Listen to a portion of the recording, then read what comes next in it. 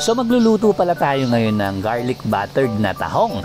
At lalagyan natin to ng luyang dilaw. Kaya naman dali-dali tayo nagpunta sa may palengke at namili tayo ng mga kakailanganin natin. So bumili pala tayo rito ng 1 kilong tahong lang muna. Yan, so susubukan lang kasi muna natin to. At syempre lilinisin natin yan. So tatanggalan natin ng mga balabalahibo. Yan o. Syempre ayaw naman natin kumain ng mabalahibo, di ba? Kaya naman tatanggalin natin yan isa-isa.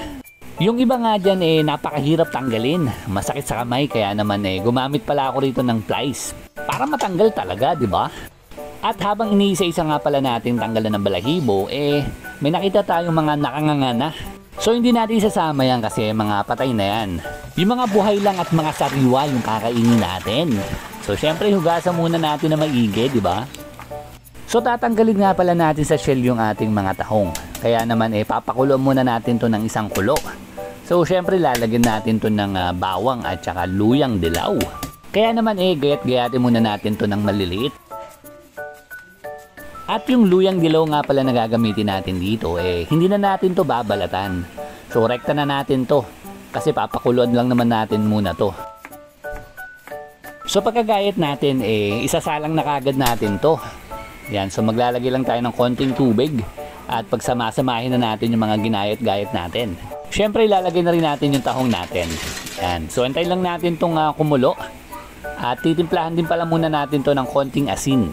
So halu-haluin lang muna natin to at yan, tatakpan lang natin to hanggang sa kumulo yan.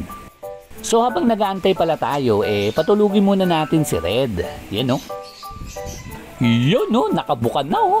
Ang sarap! So papalamigin muna natin yan para makamay natin at matanggal natin sa shell yung laman. Para mamaya kain na lang tayo ng kain. Hindi na tayo maghihimay or magtatanggal-tanggal pa ng mga shells. Ganito ko nga pala tinatanggal yung tahong, yung laman ng tahong. Yan o, ginagamit ko yung shell para yung pinagkakapitan ng laman masama or matanggal din. So pagkahimay pala natin nagayat pala tayo rito ng maraming bawang, sibuyas. At maglalagay ulit tayo rito ng luyang dilaw. So ngayon tinanggal natin yung balat kasi kakadkarin natin to. Parang keso. Para hindi natin to makain mamaya. Pero grabe talaga yung katas ng luyang dilaw. Kapit na kapit sa kamay. So sisimulan muna natin tong gisa. So naglagay pala tayo rito ng butter. Yan.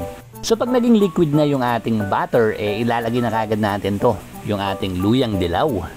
So hahayaan lang muna natin tong magisa-gisa bago natin ilalagay yung bawang.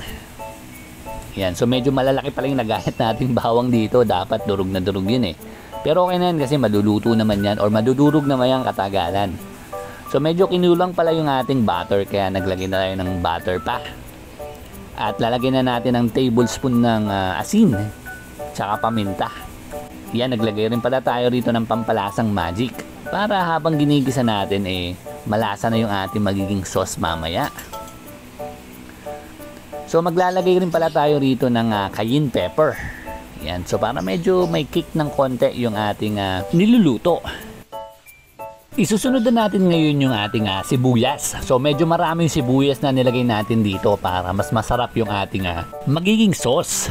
Yan. So maglalagay rin pala tayo rito ng 1 kutsaritang asukal at 1 kutsarang oyster sauce ni Mama Sita. So yan, at i-mix-mix lang natin yung mga nilagay nating sangkap para mahalo-halo syempre. At magpantay-pantay yung mga lasa nito. So hihiwaan pala natin to ng siling green. So optional lang pala to.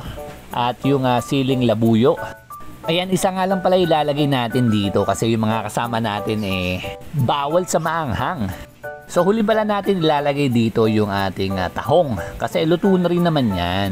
So ayaw naman natin ma-overcook yung ating tahong. Kaya pagkakulo niyan ayan na, titikman na natin syempre yung ginawa nating garlic buttered na tahong with turmeric.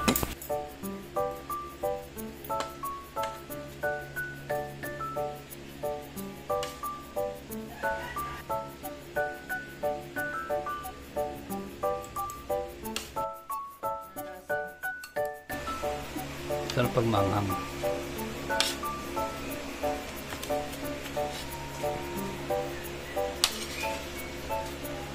Thank you for watching. Ang sarap!